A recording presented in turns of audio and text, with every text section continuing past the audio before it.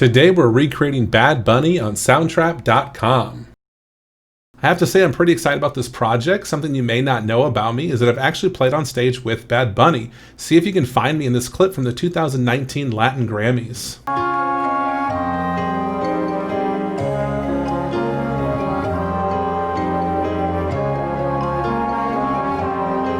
Did you see me? In case you didn't, let me make it a little easier for you.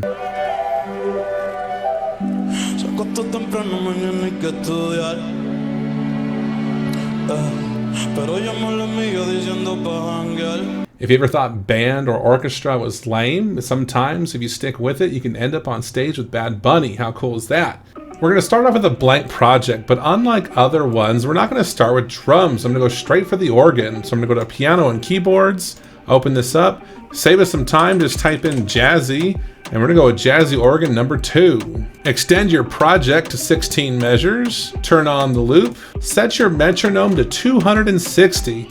Yes, that's very high, but there's a reason. We want our hi-hats to be able to match the speed of the original recording, so we're double timing the tempo so they move even faster. Using your keyboard, we're going to play the letters N, G, and C, and we're going to play this rhythm.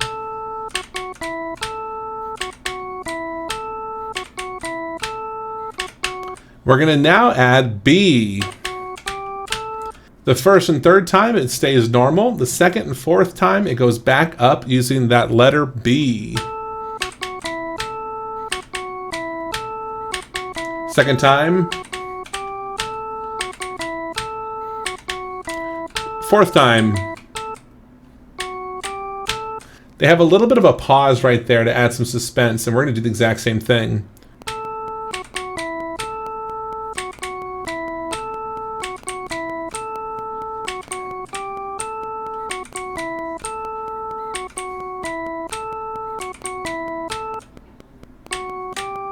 Because the tempo is so much faster, when we quantize, we're not going to do eighth notes, we're actually going to do quarter notes. Get yourself a new drum track. I'm going to leave it on vanilla. Measure 1 and measure 2 have the most interesting part of the whole drum beat. We have this traveling hi-hat that goes from left ear to right ear. So we're going to create that by putting 4 hi-hats in a row. If you click just once, you can drag across all 4. So beats 1 and beat 3 now have 4 closed hi-hats on them. We're going to hit add. The default will be hi-hat open. We're going to leave it that way. We're going to make it sound like it travels from ear to ear after we're done with the entire beat. Measure 2 starts with closed hi-hat and snare at the same time, and we're going to keep measure 2 pretty simple. Snare and hi-hat on beat 4 also. When you're ready to move over to measure 3, hold shift and roll the wheel. It's a lot easier than clicking around. Beat 1 starts with open hi-hat and closed hi-hat at the same time. Beat 2 has snare and closed hi-hat, closed, closed. Downbeat of measure 4, snare drum and closed hi-hat, hi-hat, hi-hat, and hi-hat. Measure 5 is kind of like a soft restart to the beat, except we don't hear 2 passes of that hi-hat, we only hear 1, and this one stays down the middle. The measure finishes out with 2 beats of hi-hat. The downbeat of measure 6 is closed hi-hat and snare. Beat 3, we have open and closed at the same time. This open hi-hat is in a different spot than it was before, so this is what I was talking about with just minor differences. Measure 6 ends with hi-hat and closed snare. We're rolling to measure 7. Starting off with closed hi-hat, hi-hat and snare, hi-hat, hi-hat. Measure 8 opens up with hi-hat and snare, and we finish out with all closed hi-hats. Rolling to measure 9. Measure 9 is a hard restart on the beat. We hear measure 1 all over again. And the reason we can't loop this out is because the end of this section is different from the end of the first section. So just like before, we're going to click and drag 4 beats, and now measure 10. Closed hi-hat and snare, hi-hat, hi-hat, closed hi-hat and snare. Sliding over to 11 and 12, we're going to start with closed hi-hat, hi-hat and snare, hi-hat, hi-hat, hi-hat and snare, hi-hat, hi-hat, hi-hat. Measure 13. This is the soft restart again where we have 4 in a row, but nothing else. 14 is snare and hi-hat. I think you're probably seeing a pattern here. And the reason we have so many snares on the downbeat is because really we're writing out the beat twice as slow. So usually the snare drum's on 2 and 4, and it's on downbeats because we've expanded it to where beat 1 in reality is a full measure in Soundtrap. Let's slide over to 15. We're almost done. 15 starts with a hi-hat, hi-hat and snare, hi-hats out, downbeat, hi-hat and snare, and hi-hats out. You probably noticed we didn't do any bass drum hits, and that's because I like the hi-hat and snare combination from Vanilla, but I want my bass drum from a different drum set. Now that we have all 16 measures filled in, we're going to close this out and give it a listen. Now let's make our hi-hats go from the left ear to the right ear. Go ahead and hit the automation button, add automation, and we're going to add a pan. The first thing we need to figure out, just in case something's wired wrong with your setup, is which is left and which is right. So go ahead and press play and take that bar up or down and see which side is the left side. That's my right, this is my left. So depending on how you've wired your setup, or maybe your headphones are on backwards, it might be different for you. So whatever it takes, you might be doing the opposite. We're gonna zoom in real far on this first measure, and I'm gonna draw a line that goes from the absolute bottom to the absolute top in the same distance as those hi-hat notes. Then I'm gonna reset, make a dot that's at the very bottom, grab my line again and go to the very top. If I press play now, it should sound exactly like the recording. The hi-hats go across my ears. Unfortunately, the rest of the drum set part is now in my right ear, so we're gonna make a new dot and drag it to the middle. Give it a listen and make sure it is the middle. If it favors one ear or the other, just keep moving it around until it sounds right. The same thing happens in measure 9, so we're gonna go there now. We're at measure 9, but if you just grab the bar and move it, it's gonna shift for the whole song. So what we have to do is put a dot at the very end of measure 8, and that's kind of like a safety net. No matter what we do going forward, it won't affect what happened before it. We're gonna drag it to the very bottom for the start of measure 9, a new dot for the absolute top, reset, and we wanna make sure there's a dot at the start.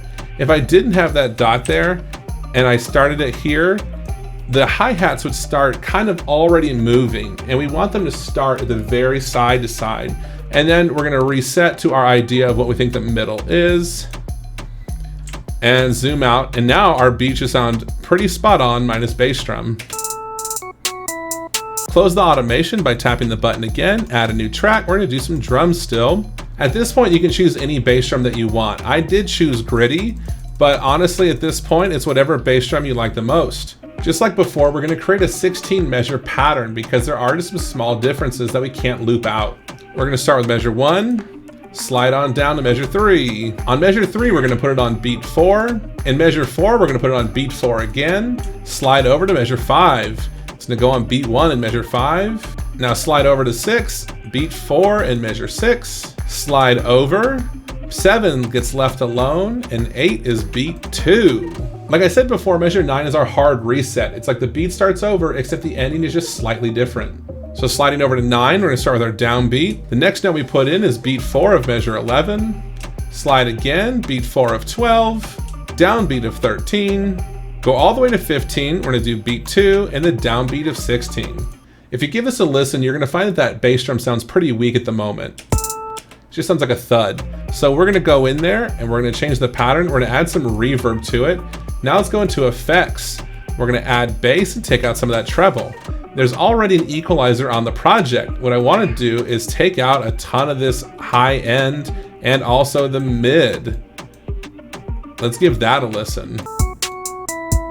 I think I might go ahead and boost some of those low frequencies. So I'm gonna go back in and go to the low. I'm gonna peak those up a little higher. I like that a whole lot more. If you're the type of person that likes to plug it in on the piano roll, this is what the next part looks like. This is the bass line that we're about to record. Feel free to pause it and fill this in on your own, but if you want to play it, keep watching. We're now going to add a new instrument. We're going to add our bass 6 clean. Let's break this up into sections. The first chord we're going to look at is the D major chord, and we're playing D and A. That's period and N is the pattern, but they end it with a very fun transition to the next chord. And it is N period L M. So the whole first section sounds like this. And then we land on our B minor chord. Let's record that much.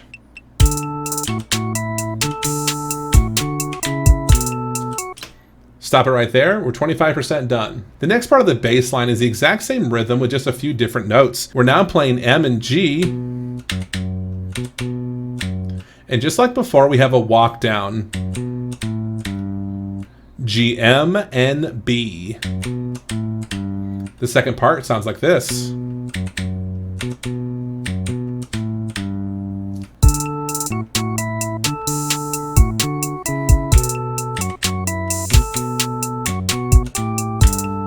This third part is the easiest one. We're going to play B and period. And those are all the notes for this section. We're going to end on A, which is the end, but we don't need to play it this time. It'll sound like this.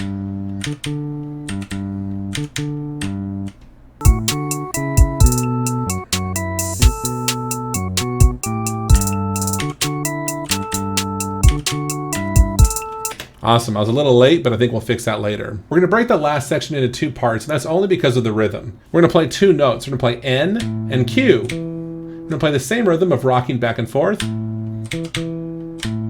we're going to stop early. This is where that drum break happens.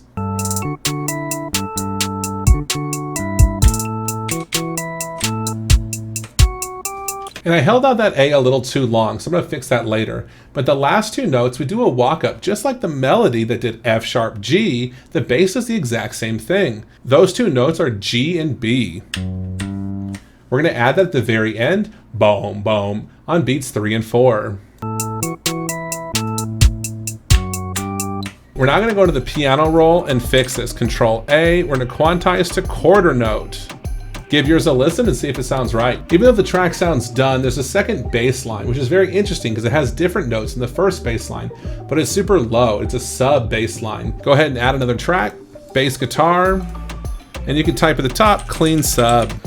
The second bass line has a pretty cool downward motion, but it conflicts with the first bass line, which makes me wonder if I'm playing it correctly or if it just really is mastered well in the original recording. They play, which sounds awesome. I love that. But you're going to hear that C natural conflicts with the other bass line because C natural's not in the key of D major. Let's hear what it sounds like when we record.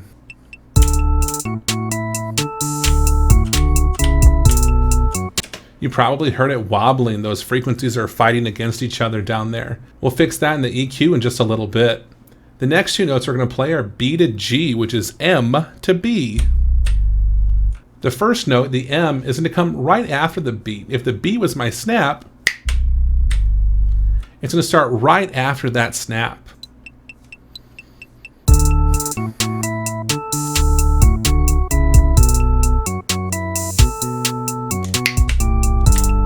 You'll notice when you hit M, it perfectly matches the bass drum part from before. The last two notes are G to A, which on the keyboard is B to N. And it's the same rhythm.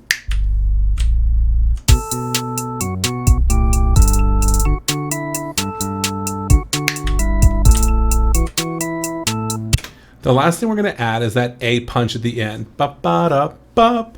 We're going to hit an A at the same time, which on the keyboard is N. Here comes that punch. And it didn't really quite line up in my recording, but I bet I can fix that and quantize. I'm going to set it to quarter note. I shortened up these moving notes right here, the C sharp and C natural. I kept the rest of them long, and I even extended my last note so that it matched the length of the other instruments. Now that all the correct notes are in and everything sounds awesome, let's go to the instrument and go to Add Effects. We're going to add an EQ. And just like that kick drum before, we're going to pull out all of these high and mid frequencies so that the sub is really just those low notes, and hopefully it's even below the first bass part. I'm even going to remove some treble and push the bass. Now what this will probably do is make it too loud in those lower frequencies, so I'm going to then go to the track and lower the volume on the track so it blends better. So I'll press play, it'll probably be too loud, and then I'll pull it down. Now go back and look at all the other tracks. I haven't done any volume changes, which is not a great thing. Go back and make sure everything's the right volume and where you want it to be. After giving it a couple of listens, what I really want is some more bass in the first bass part, just so it sounds a little bit more round. It sounds very thin right now, and I'd love for it to have some more weight to it. Let's give our final product a listen.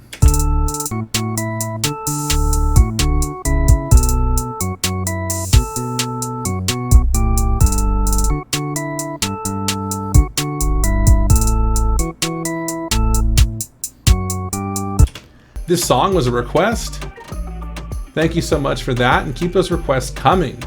The last 4 songs I've done have been requests, and I've enjoyed every single one of them. If you enjoyed any part of this video, please consider subscribing. You'd be totally surprised, but only about 5% of the people that view my content hit the subscribe button. If you want to be alerted for when the next one comes out, be sure to hit the bell. I hope you learned something, and I'll see you later.